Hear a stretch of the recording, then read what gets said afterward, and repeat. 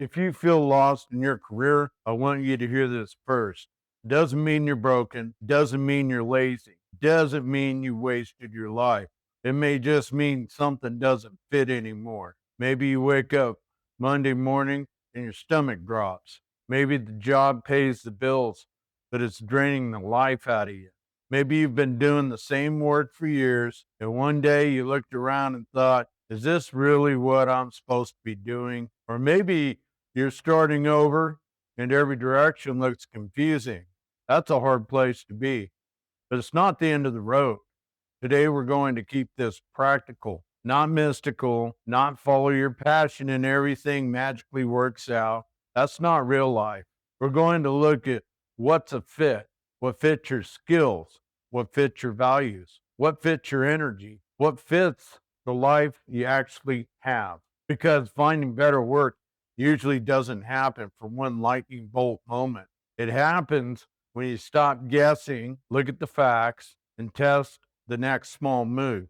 Let's get into it. Number one, stop calling yourself lost. First thing I'd do is change the word. Lost sounds like you're wandering around with no brain, no map, and no hope. Most of the time, that's not what's happening. Most of the time, you're noticing something. You're noticing the work doesn't fit the way it used to.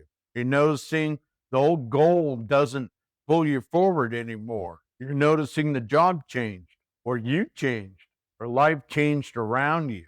That's not failure, that's information. A good builder doesn't keep cutting just because the first line was wrong. He stops, he checks the measurement, he looks at what's really in front of him. Same thing here. If your career feels wrong, don't start by beating yourself up. Start by asking, what is this telling me? Maybe you're burned out. Maybe you're bored. Maybe you're underused. Maybe the work is fine, but the workplace is poison. Maybe the job used to make sense, but it no longer fits the season of life you're in now. That matters. The next clean step is simple. Write this at the top of a page. What feels wrong right now? Then answer it in plain words. I'm tired of being disrespected. I'm bored. I need more money. I want useful work. I can't keep doing this physically. I don't want to sit all day. I want work that means something. Now you're not lost. You're gathering facts. Number two, figure out what's actually wrong. A lot of people say, I hate my job, but that's too broad. It's like saying the house is bad. Okay, but what's bad? The roof, the wiring, the foundation, the plumbing, the neighborhood, the payment. You can't fix a vague problem. So don't stop at, I hate my job. Dig one layer deeper. Is it the actual work? Is it the company? Is it the boss? Is it the schedule? Is it the pay? The commute? The people? Is it that you're burned out, need rest before making a giant decision? Those are different problems. Different problems need different fixes. If the work itself is wrong, you may need a new direction. If the environment is wrong, you may need the same kind of work in a better place. If the schedule is wrecking your life, you may need a different setup. If you're burned out, you may need recovery before you decide the whole career is trash. That's why guessing is dangerous. You don't tear down the whole house because one wall is crooked. You inspect it first. The next clean step is this: make 4 columns on paper: work, people, money, lifestyle. Under each one, write what is working and what is not working. That will show you patterns. Maybe you still like the work, but hate the culture. Maybe you like the people, but the money doesn't work anymore. Maybe the pay is decent, but your body is paying the bill. Now you're not just complaining, you're diagnosing. And diagnosis comes before repair. Number three, look for the work that pulls you in. Now look at the times work didn't feel like punishment. Not perfect, not easy, just not soul sucking. What were you doing?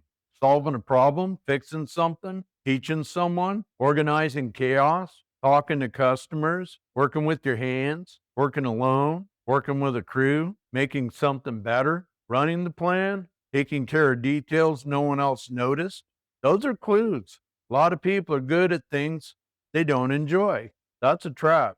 Just because you can do something doesn't mean it should own the next 10 years of your life. So look for the overlap. What are you good at? What do people already trust you with? What kind of work makes you feel useful instead of drained? That overlap matters. And don't dismiss something before it feels ordinary to you.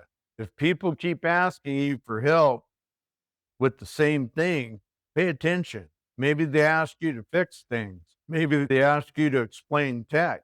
Maybe they ask you to organize paperwork, calm down a mess, ask you what to buy, what to avoid, who to call, or how to handle a problem. That's a signal. The next clean step, write down 5 things people come to you for. Then circle the one that doesn't make you miserable. That may point toward work that fits better. Number 4, match the work to your real life. This is where people get into trouble. They chase a job idea that looks good in their head but doesn't fit their actual life. You can love an idea and still have it be wrong for your season. Maybe it doesn't pay enough. Maybe the hours are impossible. Maybe your body can't handle it. Maybe it requires training you don't have time or money for right now. Maybe it looks good online, but would make your real life worse. That doesn't mean give up. It means tell the truth. Work has to fit more than your imagination.